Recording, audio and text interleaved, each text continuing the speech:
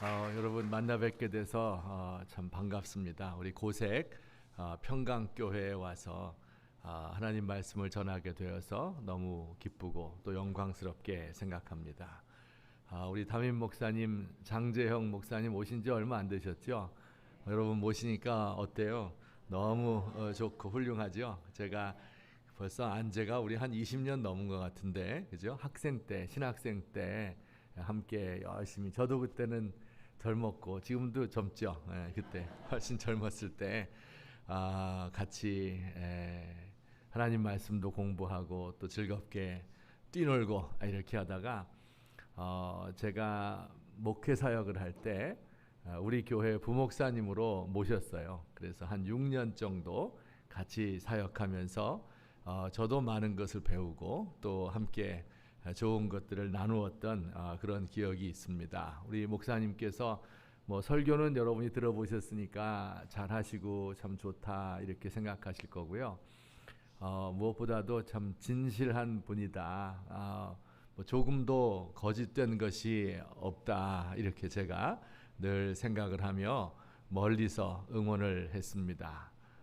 또 연약한 사람들을 사랑하는 예수님의 마음을 가지고 계셔요. 제가 목회하면서 담임 목사들은 좀 주로 말로만 많이 하는데 저도 그런 스타일이었었는데 어려운 일은 부목사님들한테 시키거든요.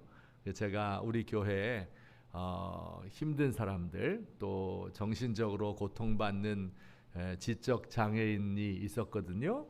그래서 그를 좀 잘 돌봐 주었으면 좋겠다 이런 마음 가지고 있었는데 우리 목사님께서 그 한 사람을 위하여서 병원에 데리고 다니고 또 상담하러 다니고 가족들을 다 면담을 하고 아주 오랜 기간 동안 그렇게 해서 한 사람을 살리는 것을 제가 보았습니다. 그러면서 이 한 사람을 사랑으로 돌보는 모습을 보니 우리 예수님 닮은 목회자가 되겠구나 이런 마음을 먹었는데 이렇게 고색 평강교회에 와서 담임 목사로 사역하게 되니 얼마나 반갑고 또 축복된 일인지 모르겠습니다. 아무쪼록 우리 목사님에게도 축복된 교회가 되고 또 우리 교회를 통하여 목사님과 가정이 복받는 그런 귀한 만남이 되시기를 예수님의 이름으로 축복합니다.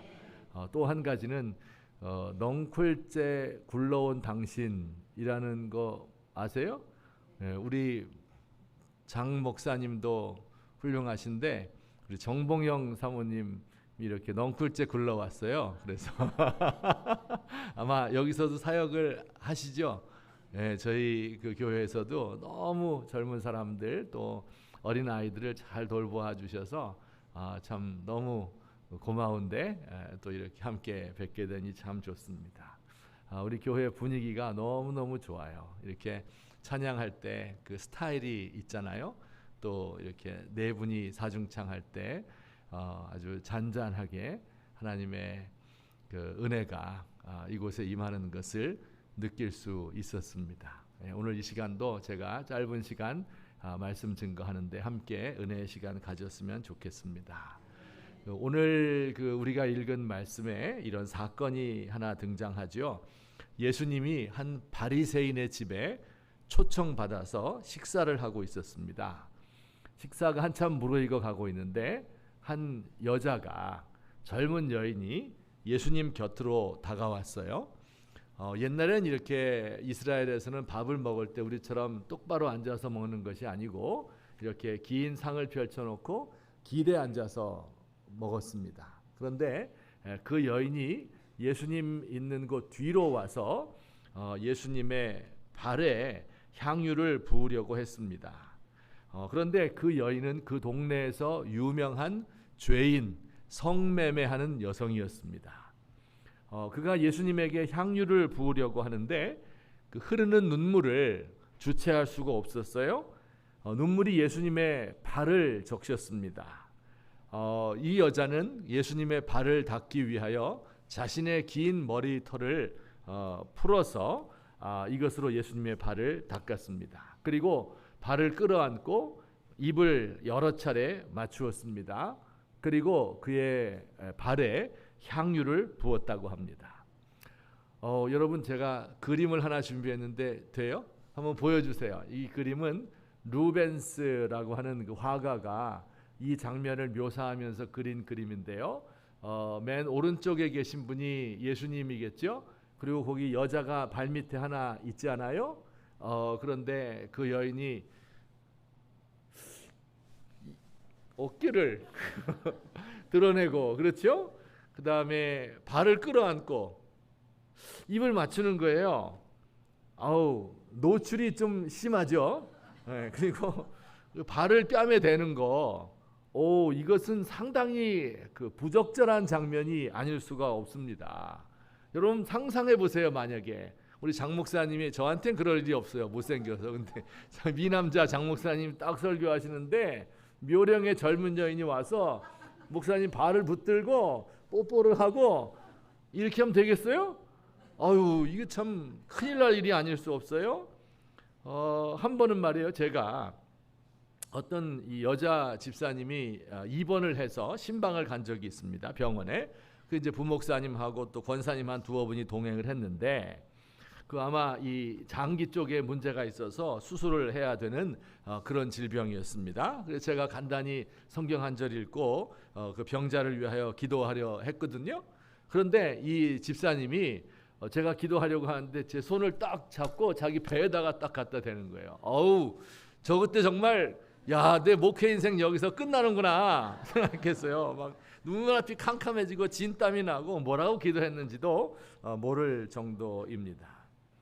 그거 아닌 게 아니라 그 잔치 자리에 있던 사람들이 말이에요, 수군거리기 시작했어요. 저 여자가 저렇게 와서 예수님을 끌어안고 있네. 더 이상한 것은 예수님이 이 여인의 행동에 대해서 이걸 멈추게 하질 않는 거예요. 예수님 펄쩍 뛰면서 이게 무슨 해괴한 일이냐, 당장 나가지 못해, 이렇게 소리를 질러야 마땅한 거잖아요. 그런데 이렇게 한다고 해도 이상한 소문이 날 것은 뻔해요, 그죠? 그런데 예수님은 이 여인을 물끄러미 바라보기만 할 뿐 제지하지 않았습니다. 자기 집으로 예수님을 초청한 그 바리새인도 굉장히 놀랐겠죠? 아니 어째서 이런 일이 우리 집안에서 일어난단 말인가. 왠지 스캔들의 중심에 설 것 같아서 못마땅했습니다. 그래서 속으로 이렇게 생각했대요. 아니 이 사람이 예언자라면서 예수님, 그죠? 만일 그렇다면 이 여자가 누구인지 알 수 있을 텐데, 이렇게 속으로 생각했습니다. 예수님께서 그 집주인의 마음을 아시고 이렇게 말씀하셨어요. 한번 따라서 해볼까요? 이 여자를 보느냐. 영어는 좀 어렵죠. Do you see this woman인데 어려운 영어가 아닌데, 하여튼 이 여자를 보느냐, 이렇게 예수님이 말씀하셨습니다. 무슨 뜻일까요? 왜 예수님은 이런 질문을 이 바리새인에게 한 것일까요? 여러분, 예수님은요 사람들이 이 여인을 잘 보기를 원하셨던 거예요. 주목해 보기를 원했어요. 도대체 이 여자가 무슨 일을 하고 있는가? 사람들은 자기 보고 싶은 것만 편견에 의해서 평가하고 있지 않아요? 그런데 예수님께서 이 여인을 바라보시면서 내가 보는 눈으로 너도 한번 이 여인을 바라보았으면 좋겠다, 이런 뜻으로 이 여자를 보느냐, 이렇게 물으셨습니다.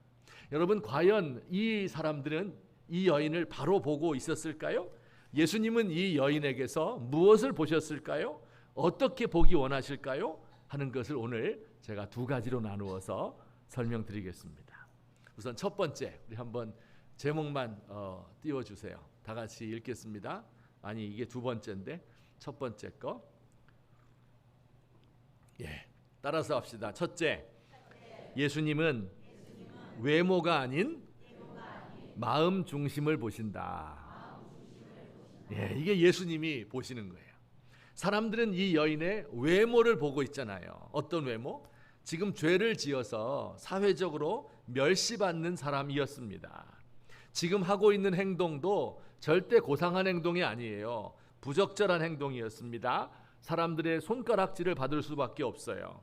심리적으로 이 여자는 매우 불안했던 것 같아요. 그러니까 그 비싼 향유를 예수님의 발에 쏟아붓기도 하고 눈물을 흘리기도 했습니다.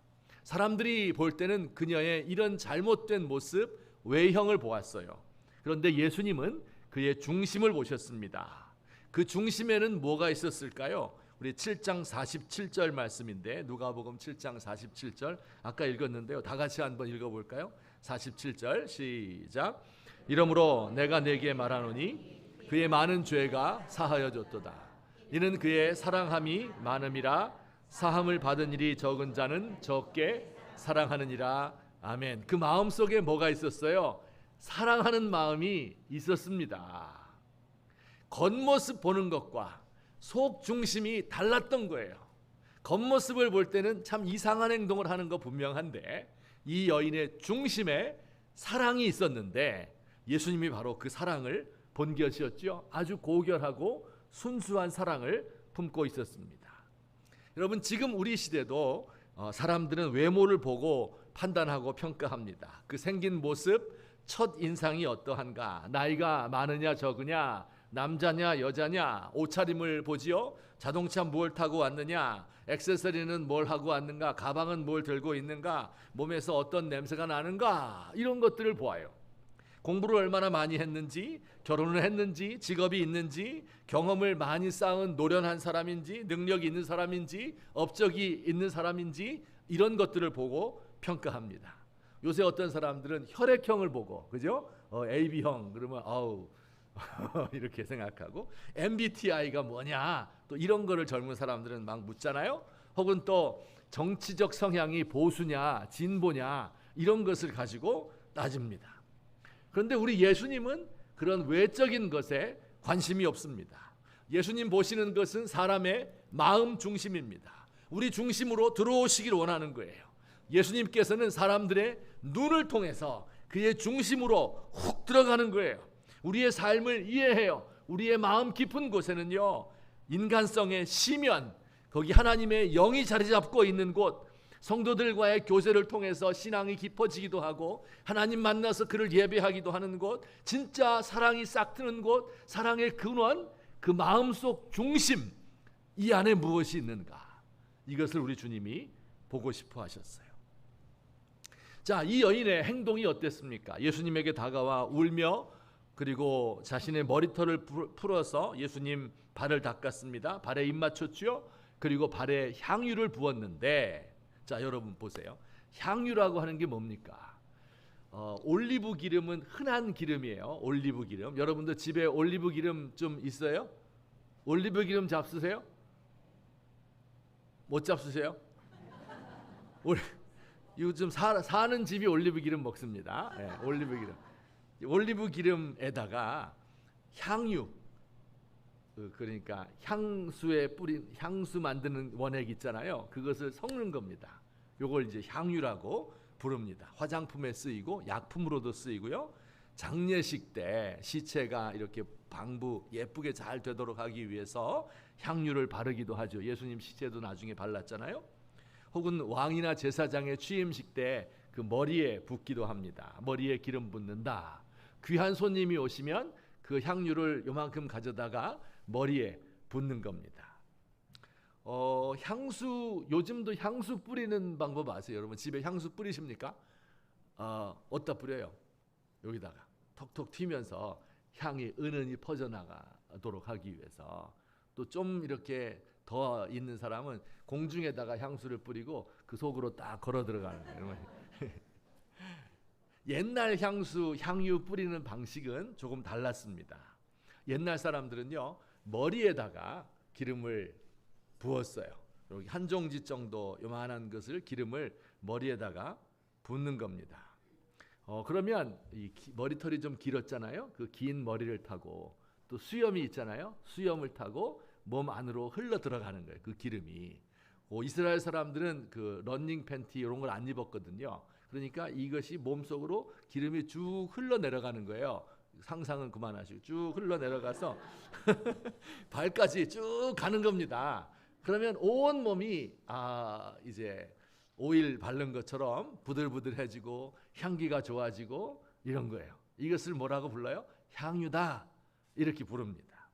향유는 그래서 어디에 바르는 거예요? 전부 머리에다가 바르게 되어 있습니다. 그런데 이 여인은 그걸 어디다 발랐어요? 예수님 발에다가는 바르는 게 아니에요. 위에다 바르면 자연스럽게 발까지 내려오는 겁니다. 발에 부으면 위에 올라가요, 안 올라가요? 안 올라가죠. 아마 이 여인도 처음에는 예수님의 머리에 부어드리려고 계획했을 거예요. 모두 다 머리에 부으니까. 그런데 예수님의 머리에 와서 그에게 머리에 손을 대려다가 보니까 아유, 내가 어떻게 이 귀한 분의 머리에 손을 댈 수 있을까 망설인 겁니다. 내가 정성스럽게 모든 돈을 다 들여서 마련한 비싼 향유이지만 예수님의 머리에까지 바를 정도로 고귀하지는 소중하지는 않다고 느꼈어요. 그래서 예수님의 발에 부은 것입니다. 자, 여러분, 이것이요 진짜 예수님을 사랑하고 존중하는 성도들의 마음이에요. 우리의 마음 중심이 꼭 이렇게 되었으면 좋겠어요. 우리가 주님을 섬길 때요, 조금 섬기고 나서 막 생색내는 사람들 많잖아요. 그죠? 우리 집안에 이렇게 처제들이 있는데 시집 갈 때 코끼리뼈 밥통 하나 사준 거예요. 그러면서 내가 우리 처제들 다 시집 보냈어. 이런 거 생색내는 사람 있잖아요. 우리 주님이 그런 거 별로 안 좋아하십니다. 교회 일 남들 다 열심히 하는데 맨 마지막에 김장할 때 와서 간 딱 보고 아유 오늘 좀 짜게 됐구나 이렇게 하는 사람 있잖아요. 주님 별로 안 좋아하십니다. 내가 모든 것을 다 바치는 거예요. 충성스럽게 하는데 그게 내가 볼 때는 최고의 것이에요.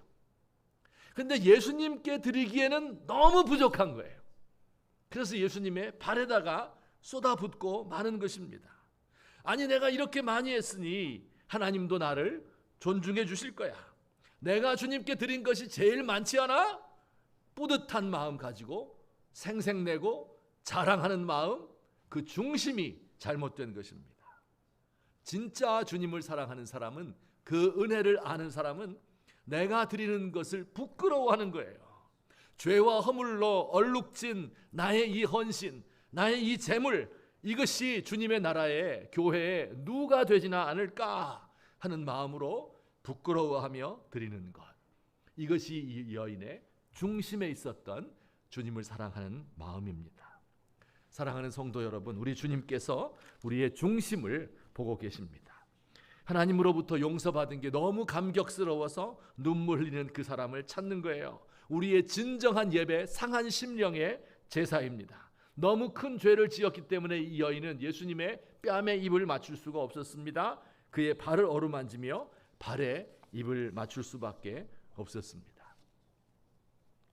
제가 그 과거에 평택 지역에서 그 목회 사역을 한 일이 있었습니다. 그 이제 그 공단 산업단지가 있었는데요. 그 필리핀에서 온 외국인 노동자들이 많이 일하고 있었습니다. 그래서 그들에게 복음을 전하고 또 선교했던 적이 있어요. 그 이제 그 산업단지를 돌면서 필리핀 사람들을 만나고 주일날은 그 사무실 한 칸을 빌려서 거기서 예배를 드렸었어요. 한 토요일 날이었었는데요. 어떤 공장에서 급히 전화가 걸려왔습니다. 달려가 보니까 난리가 났어요. 곡식을 재분하는 그 곡식 빻는 공장인데요. 그 일하던 필리핀 사람의 이 옷이 기계에 빨려 들어간 거예요. 그래서 그만 손까지 빨려 들어가게 되고요. 오른쪽 손가락 가운데 3개가 절단되는 이런 사고가 났어요. 근데 토요일이라서 근무하는 사람이 높은 사람은 아무도 없고 그 공장을 지키는 한국인 사람과 한 사람과 필리핀 사람들밖에 없어서 저에게 도움을 청한 겁니다. 그럼 만약에 손가락 잘라지면 뭐부터 해야 될까요? 손가락 잘라지면요, 그 손가락부터 찾아야 돼요. 그걸 찾아야 됩니다. 그 곡식 빻는 공장이라고 그랬잖아요. 곡식 더미를 다 뒤져가지고 그 손가락 3개를 다 찾았습니다. 그래서 물로 깨끗이 씻어서 검은 비닐봉지에 집어넣고 그리고 수원에 있는 정형외과를 찾았습니다. 그 수술을 했는데 수술이 잘 되었어요. 며칠 후에 다 붙은 후에 공장에서 일하는 이 필리핀 친구들과 함께 그 수원의 병원을 찾았습니다. 잘 붙었나 이제 보기도 할 겸 병문안을 간 것이죠. 근데 그 의술이 참 놀랍습니다. 이 뼈를 붙여야 되겠죠. 살도 붙여야 되겠죠. 그 다음에 힘줄도 붙여야 되겠죠. 신경도 붙여야 돼요. 그래야 움직일 수 있는데 다 잘 되었어요. 한 손가락 하나만 약간 부자연스럽고 나머지 세 개는 다 잘 붙었습니다. 그래 이제 몇 마디 대화를 나누다가 그분이 여기 걸려 있는 자기 잠바를 그걸 좀 그 안에서 자기 지갑을 꺼내 달라는 거예요. 그래서 제가 속으로 야 고마우니까 나한테 돈 줄라 그러나 보다 이렇게 생각했는데 지갑을 꺼내서 이렇게 주섬주섬 뭔가를 꺼내 저에게 보여주는데 무언가 봤더니 자기 아이들 남매의 사진이었어요. 필리핀에 두고 온 초등학생, 유치원생 되는 아이들입니다. 필리핀에 자기 아이들을 두고 온 거죠. 아내와. 이들을 위하여 돈 벌기 위해서 이국 땅에 와서 일하다가 손가락이 절단된 것입니다. 고맙다고 눈물을 뚝뚝 흘리면서 그 사진을 저에게 보여주었어요. 제가 그때 비로소 알게 되었습니다. 뭘요? 필리핀 사람도 사람이구나. 당연히 사람이지요. 그런데 피와 살이 있고 결혼해서 자식을 키우고 사랑하는 사람을 위하여 이국 땅에 와서 몸바쳐 일하는 사람. 저도 그 당시에 아이가 둘이 있었거든요. 비슷한 나이에. 완전히 나와는 다른 인간으로 생각을 했었는데 그 마음 중심에 무엇이 있구나 하는 것을 그때 알게 되었습니다. 큰 깨달음이 있었어요. 저는 어렸을 때부터 사명감 하나로 달려왔잖아요. 목회자들은 다 사명감 있잖아요. 그죠? 필리핀 사람에게 전도할 때도 사명감, 외국 사람에게 우리나라에 와서 복음 믿어야 돼. 이런 마음 가지고 있었는데 그 사람 자신을 사랑하지는 않았던 것 같아요. 그 사람 속에 무엇이 있는가 하는 것은 제가 보지 않았던 것 같아요. 우리와 인종이 다르고 언어와 습관이 다르고 문화가 달라도 그 중심에 있는 것이 사랑인데 이것을 볼 수 있는 마음을 그때 가지게 되었어요. 여러분 우리의 시선도 예수님의 시선을 닮아서 다른 사람의 중심을 볼 수 있었으면 좋겠습니다. 우리가 사는 세상은 사람들을 진정성 있게 대하지 않습니다. 정치인들이 우리를 어떻게 대해요? 유권자로 생각하는 거예요. 기업인들에게는 인력으로, 고객으로 생각해요. 검사에게는 피의자로, 변호사에게는 의뢰인으로, 의사에게는 환자로 이렇게 생각하는 거예요. 그러나 사람은 모두 하나님의 형상이기 때문에 도구가 될 수 없고 언제나 목적입니다. 세속적 가치관이 교회 안에도 들어왔어요. 그래서 교회에서 사람들의 중심을 잘 보지 않아요. 예수님은 중심을 보시는데 성도들이 중심을 잘 보지 않습니다. 설교하는 사람에게는 청중으로 생각이 되고 부교역자들은 그들을 관리하려고 하고 전도 대회가 오게 되면 전도 대상자가 되지 사람으로 하나하나 대하지 않습니다. 여러분 이렇게 겉모습을 보고 사람을 판단하는 우리의 사회생활, 직장생활 얼마나 재미없어요. 얼마나 지루합니까? 밋밋하고 사무적이고 관료주의적이에요. 사람을 돈으로 생각하고 내 유익을 만족시킬 수단으로 생각합니다. 우리 예수 믿는 사람, 특별히 우리 성도들 사이에서는 그렇지 않았으면 좋겠어요. 그 사람 중심으로 확 들어가요. 예수님처럼 눈을 쳐다보는 거예요. 눈을 통해서 그 사람 속에 무엇이 있는가 하는 것을 깨달으며 느끼며 어떤 깊이가 있는지, 어떤 사랑이 있는지, 어떤 인간성의 풍성함이 있는지 그 중심을 보는 사람들은 하루하루가 새롭고 즐거운 것을 믿으면서 사람들의 중심을 보시는 저와 여러분 되기를 우리 주님의 이름으로 축원합니다. 아멘. 두 번째, 예수님의 시선은 어떤 점에서 남달랐을까요? 따라서 합시다. 둘째, 예수님은 따뜻한 시선으로 보신다. 따뜻한 시선으로 보셔요. 이 바리새인은 마음속으로 이렇게 말했잖아요. 이 사람이 예언자라면 자기를 만지는 사람이 얼마나 큰 죄인인 줄 알았을 텐데 이렇게 말했죠. 속으로. 여러분 예수님이 이 여자가 어떤 여자다 하는 것을 알았을까요? 몰랐을까요? 네. 꼭 예언자 아니라도 알 것 같아요. 아까 그림 보니까 그죠? 그 어떤 여자다 하는 거 금방 알 것 같아요. 예수님이 당연히 이 여자가 누구인 줄 알았습니다.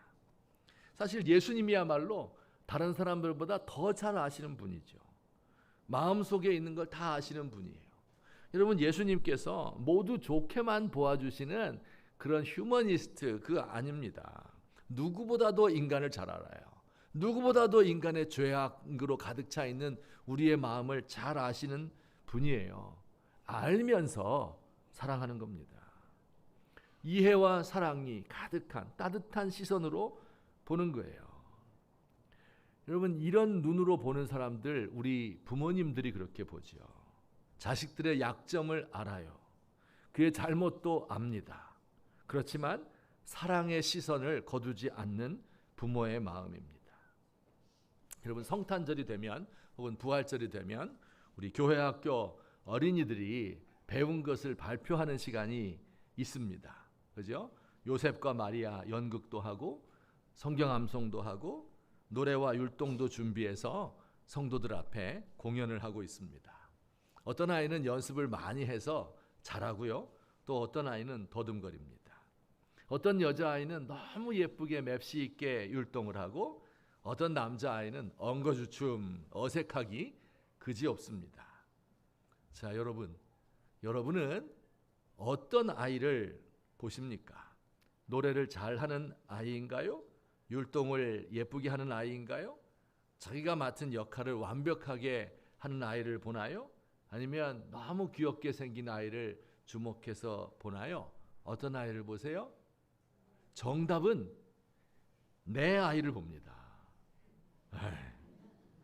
춤추고 노래하든 당황해서 멍하니 서 있다가 엉거주춤 있다 들어오던 전부 자기 아이만 봐요.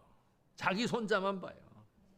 내 아이가 제일 이쁘고 내 아이가 제일 재밌고 내 아이가 제일 잘합니다. 왜 그럴까요? 부모님의 시선이 따뜻해서 그런 거예요. 자녀를 향한 사랑과 기대와 소망과 신뢰, 이런 것들이 부모에게 가득하잖아요. 그래서 그 마음이 눈으로 나타나는 거예요. 그래서 그 아이를 보면 괜히 웃음이 나는 거죠. 따뜻한 시선을 가진 사람들 통해서 사실은 세상이 변화돼요. 이제 이런 질문이 생겨요. 아니, 이런 식으로 자기 아이를 좋게 보아주기 시작하면 애가 버릇이 나빠지잖아요. 그 잘못해도 그걸 고치지 않잖아요. 이런 식이 되면 이거 애가 삐뚤어 나갈 수 있지 않나요? 정의롭게 잘못했으면 벌을 주고 잘하면 상 주고 이래야 사회 질서가 유지되는 거 아닐까요? 여러분, 제가 그 젊었을 때 청소년들을 오랫동안 지도한 적이 있습니다. 그 말썽 부리는 아이들 많이 있잖아요. 문제아라 그랬어요. 옛날에 학교에 가지 않고 성적 떨어지고 가출하고 친구들 돈 뺏고 술 마시고 이러는 아이들. 혹시 그 문제아 출신 있어요? 이 중에서? 네. 옛날에 많이 있었습니다. 그 인생 포기한 것 같아요. 그 제가 이제 그 부모님을 만나서 상담을 하지 않겠습니까? 그러면요, 정말 놀랍게도 100이면 100 똑같이 이야기해요.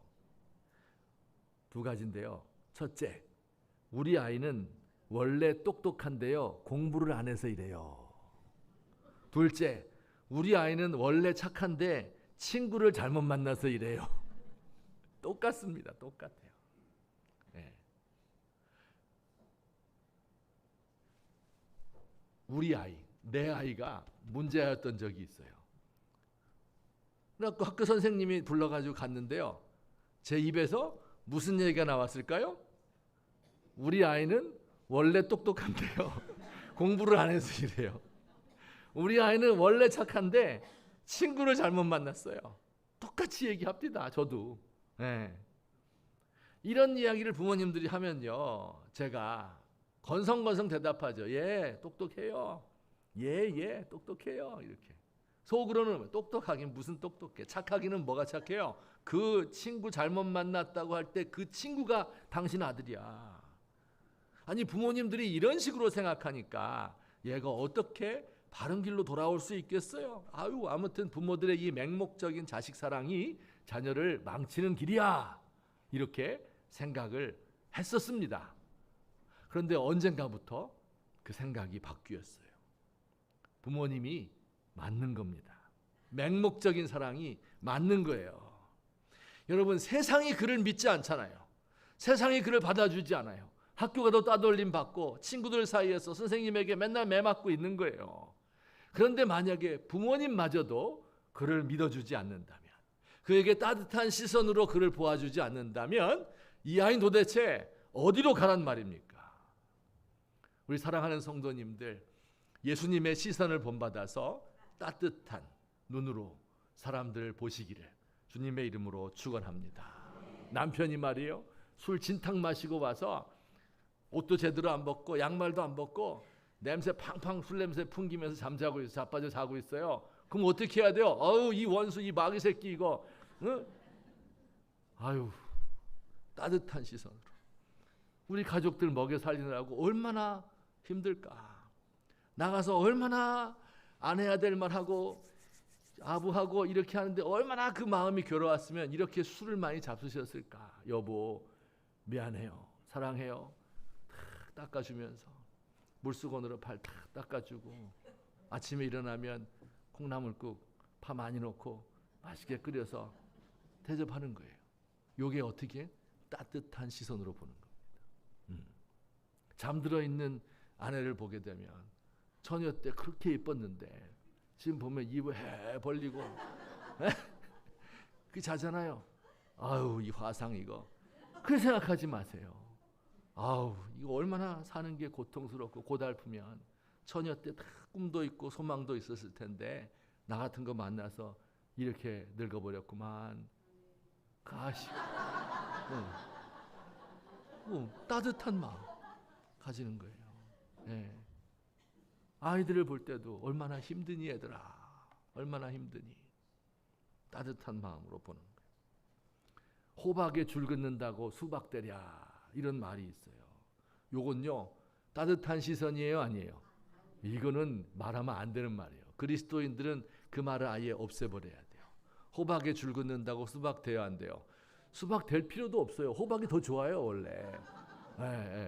호박이 더 좋아. 호박은 호박이고 수박은 수박인 거예요. 그게 좋은 겁니다. 성도들을 볼 때요, 나와 생각이 좀 다를 수 있어요. 스타일도 다르고.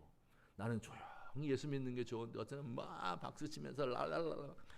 얘는 뭐 나랑 안 맞아. 그렇죠? 또 이념이 다를 수도 있습니다. 그들에 대해서 따뜻한 시선으로, 사정이 있겠지, 어려움이 있겠지, 그런 눈으로 꼭 볼 수 있으면 좋겠습니다.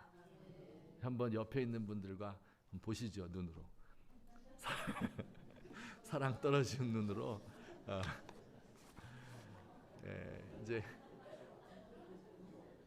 끝날 때가 거의 다 돼가는데, 그 결론적으로 제가 한 말씀만 드리고 마치도록 하겠습니다. 그 말은 좋은데요, 그 어떻게 그렇게 할 수 있을까요? 예수님 본받으면 좋아요, 안 좋아요? 좋아요. 예수님처럼 사람의 중심을 보고 겉모양이 아니라 그 사람을 볼 때 따뜻한 시선으로 보아주고, 얼마나 좋습니까? 이게 예수 믿는 사람이 해야 될 일이잖아요. 예수님처럼. 그 어떻게 하면 그런 마음을 가질 수 있겠습니까? 하는 것이 마지막 결론이에요. 제 이야기를 하나 해드리고 마치도록 하겠습니다. 제가 그 사촌 동생이 하나 있었는데요. 우리 아버지의, 그러니까 여동생 고모죠. 그 딸들이에요. 셋이 있었는데 그 셋 중에서 이제 한 아이가 아주 똑똑하고 예쁘고 공부도 잘했어요. 그런데 이제 아버지가 일찍 돌아가셨습니다. 초등학교 1학년 때인가 2학년 때 뭐 선거 나가고 해다 술 마시고 해서 하여튼 불행한 일을 당했습니다. 그래서 이제 홀 어머니가 세 자매를 키우면서 아주 어렵게 사는 집이었습니다. 그 이제 대학도 좋은 대학을 갔는데 집이 이제 어렵다 보니까 과외 공부하고 학원 선생하고 막 이렇게 하면서 이 자기 집안을 위해서 다 봉사를 하는 거예요. 그러니까 그 시집 가려면 뭘 좀 모아놔야 되는데 그걸 모아놓을 여유가 없어요. 그래서 혼기가 이렇게 29, 30 이렇게 넘어가고 있는데 결혼할 엄두를 못 내고 있는 거예요. 그 제가 평소에 사랑하고 좋아했기 때문에 야, 이거 어떻게 중매를 좀 해줘야 되겠다 생각을 하다가 그때 제가 마침 미국에 갈 일이 있었는데요. 미국의 한 도시에 가서 친한 목사님 만나서 내가 이제 이런저런 처녀가 있다 이렇게 얘기하니까 그 목사님이 마침 우리 교회에 좋은 사람이 있으니 그 사람과 맺어주자 이렇게 해서 중매를 하게 되었습니다. 그래서 이제 미국으로 시집 가게 된 거예요. 그래서 제가 이제 어떤 사람인가 하고 이렇게 목사님께 자세히 물어봤더니 글쎄 돌아온 싱글입니다. 한번 갔다가 온 사람이에요. 나이도 이 친구보다 한 10살 정도 많습니다. 그리고 아이가 하나 있어요.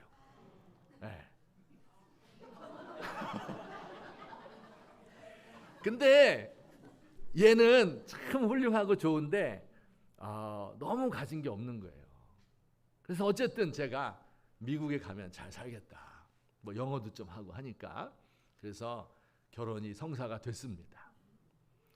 제가 이제 결혼한 지 한 1년쯤 지났을 때 중매를 제가 한 거 아니에요. 말하자면 그러니까 이제 애프터 서비스가 있어야죠. 그래가지고 잘 살고 있나 하고 이제 그 집에 미국에 방학 때 이제 방문을 했습니다. 이제 가서 보니까 애가 바짝 말랐는데 너무 고생을 한 거예요. 왜냐하면 그 시어머니가 있는데 가까이 살아요.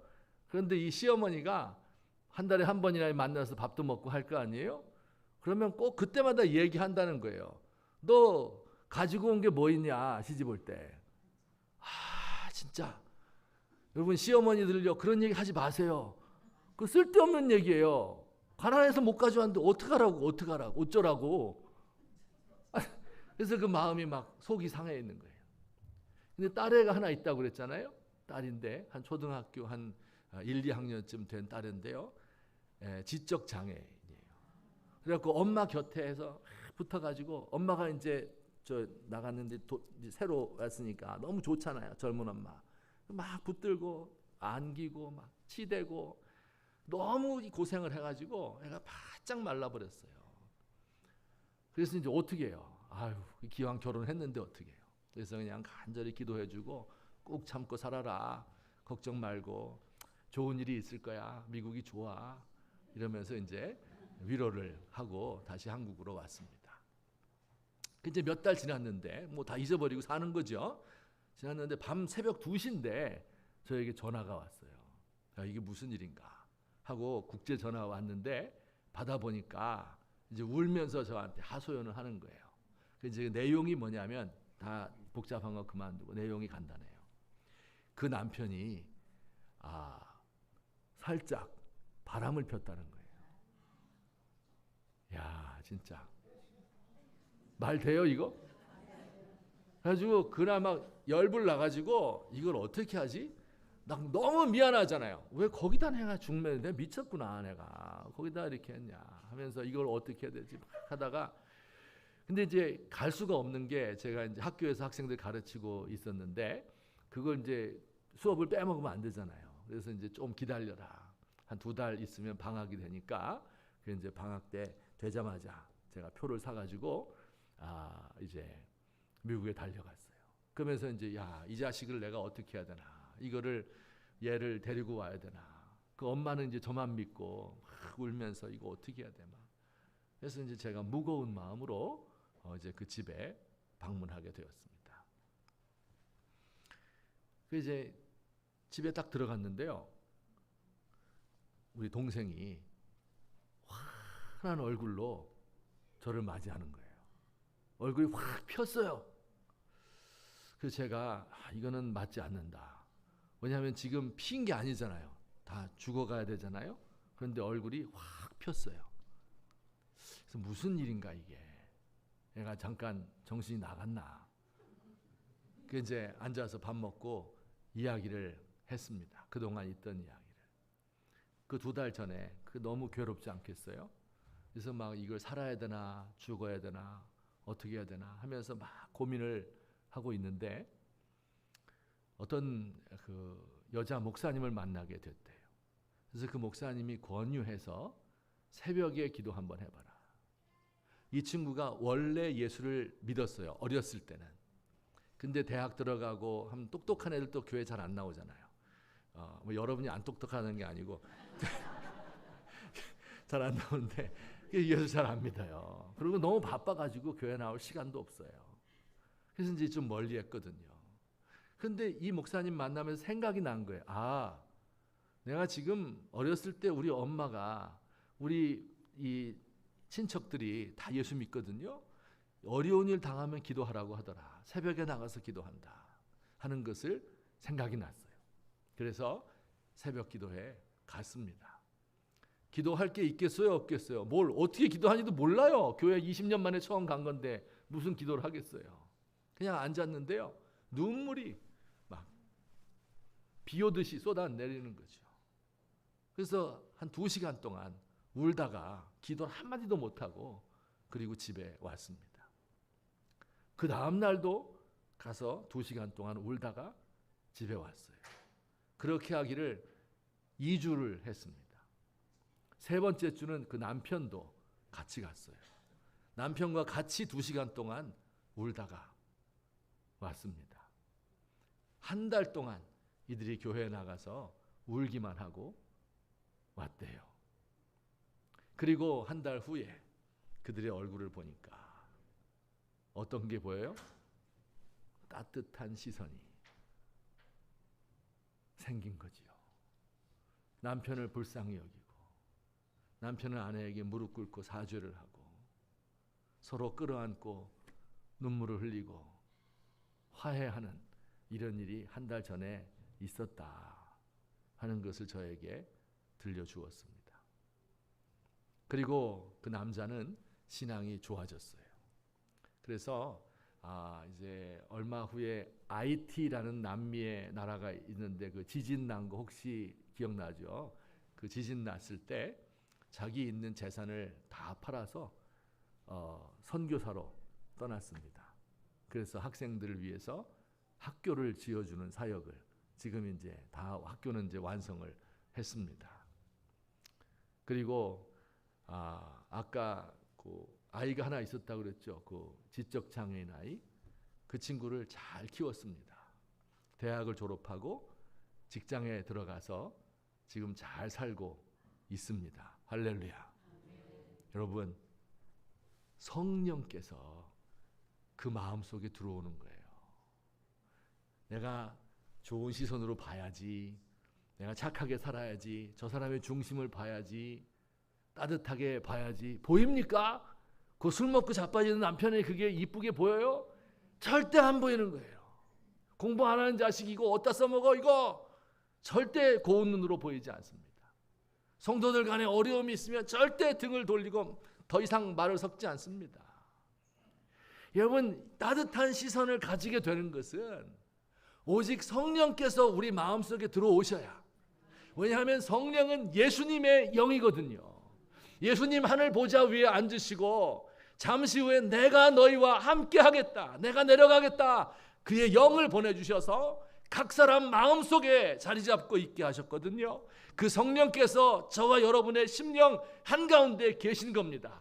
예수님의 영이에요. 그렇기 때문에 그 영에게 충실하기만 하면, 예수님의 영이 나를 통해 나타나기만 하면 내 눈에서 예수님이 보이게 되는 것입니다.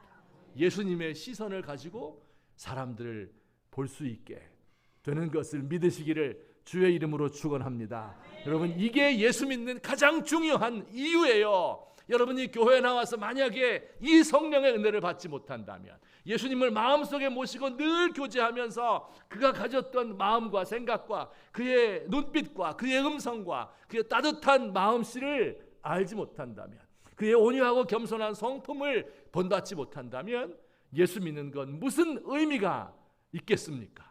여러분, 우리 대한민국이 이렇게 경제적으로 잘 살게 됐지만 헬조선, 지옥과 같은 조선이 된 이유가 어디에 있어요? 사람들끼리의 갈등 때문에 그렇습니다. 이것을 해소할 수 있는 유일한 비결이 내 안에 성령님 모시고 예수님께서 나에게 주시는 이 은혜를 가지고 사람들을 따뜻한 눈으로 바라보기 시작할 때, 그때 모든 갈등이 해소되는 첫걸음이 열리게 되는 것을 믿으시기를 주의 이름으로 축원합니다. 이런 은혜가 우리 교회 안에서부터 성도님들 사이에서부터 이 일이 일어날 수 있게 되기를 우리 주님의 이름으로 간곡히 부탁합니다. 우리 함께 기도드리겠습니다.